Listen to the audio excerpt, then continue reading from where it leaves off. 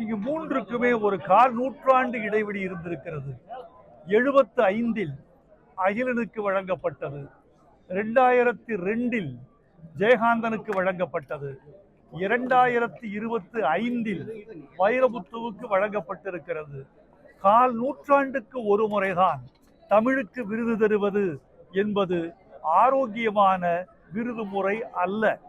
இனி இந்த இடைவெளி குறைய வேண்டும். 10 ஆண்டுகளுக்கு ஒரு முறையாவது தமிழுக்கு ஞானபீட விருது வழங்கப்பட வேண்டும். எங்கள் தமிழ் எழுத்தாளர்கள் அதற்கு தயாராக எழுந்து நிற்க வேண்டும். இந்த இடைவெளிக்கு என்ன காரணம் நினைக்கிறீங்க? அரசியல் இருக்கிறதா? அரசியல் இருப்பதாக நான் கருதவில்லை. பட்டியலில் உள்ள 24 மொழிகளுக்கும் வழங்கப்படுகிறது. ஒரு மொழிக்கு ஒரு முறை என்று இந்த விருது வழங்கப்படுவதனால் அந்த சுழற்சி முறையில் தாமதமாகிறது. இன்னும் சில மொழிகள், இந்தி 12 முறை பெற்றிருக்கிறது, கன்னடம் 8 முறை பெற்றிருக்கிறது, மலையாளம் 6 முறை பெற்றிருக்கிறது, வங்காளம் 6 முறை பெற்றிருக்கிறது, தமிழ் இப்போதை சேர்த்து 3 முறைதான் பெற்றிருக்கிறது. தமிழ் மொழி இந்தியாவின் எந்த தேசிய மொழிக்கும் குறைந்தது அல்ல. இனி இந்த சுழற்சி முறையில் தமிழை நீங்கள் அதிகமாக கவனிக்க வேண்டும் என்று நான் டெல்லி ஞானபீடத்தையும் கேட்டுக்கொள்கிறேன். தமிழக அரசியல் களம் எப்படி இருக்கு? தேர்தல் சூடு பிடிச்சிருக்கு, எப்படி பாக்குறீங்க? தேர்தல் சூடு பிடித்து இருக்கிறது என்பதற்கு இது மார்ச் மாதம் என்பதும் ஒரு காரணம்.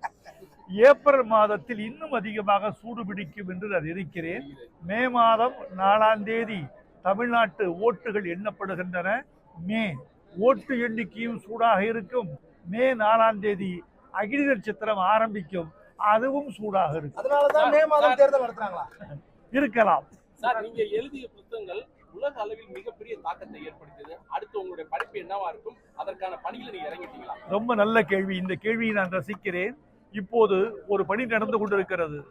7500 பாடல்கள் எழுதிய நான் இதுவரைக்கும் ஒரே ஒரு பாடல் தொகுதி மட்டும் வெளியிட்டிருக்கிறேன்.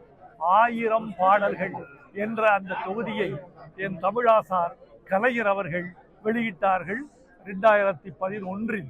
இப்போது 2ஆம் தொகுப்பு தயாராகி கொண்டிருக்கிறது. அதற்கு 1001 பாடல்கள் என்று தலைப்பிட்டிருக்கிறேன். இந்த 1001 பாடல்கள் என்ற என் பாடல்களின் 2ஆம் தொகுப்பு 2026 ஜூலையில் வெளிவரும். அதற்கு பிறகுதான் படைப்பிலக்கியம் குறித்து நான் சிந்திக்க வேண்டும். கடந்த சில நாட்களாக கவிஞர்கள், எழுத்தாளர்கள் பேசுவதெல்லாம் சர்ச்சை ஆகிட்டு இருக்கு. எதற்காக இந்த மாதிரி சர்ச்சை? கவிஞர்கள், எழுத்தாளர்கள் என்றால் சர்ச்சை உருவாகத்தானே செய்யும். சர்ச்சை இருந்தால் தானே அவன் எழுத்தாளன். சர்ச்சை இல்லை என்றால் சிந்தனை இல்லை என்று பொருளாயிற்றே. எங்கள் தமிழ் எழுத்தாளர்கள் சிந்தனை அற்றவர்களாக இருக்க வேண்டும் என்று விரும்புகிறீர்களா? வேண்டாம், சிந்தனையாளர்களாகவே இருக்கட்டும். சர்ச்சை வரட்டும். சர்ச்சை வந்தால்தான் தத்துவம் பிறக்கும். 1,26,00,000 மனங்களை வென்ற தந்தி டிவி யூடியூப் சேனல். தவிர்க்க முடியாத தம்ப்நெயில்ஸ், கலக்கலான கான்டென்ட்ஸ். நீங்களும் இந்த குடும்பத்தில் இணைய இப்பவே சப்ஸ்கிரைப் பண்ணுங்க. அசுரபலம் கொண்ட எங்கள் டிஜிட்டல் கரங்களில் உங்கள் விளம்பரங்களை சேர்க்க வாட்ஸ்அப் பண்ணுங்க. 8939888378. Email advttv@dttv.in.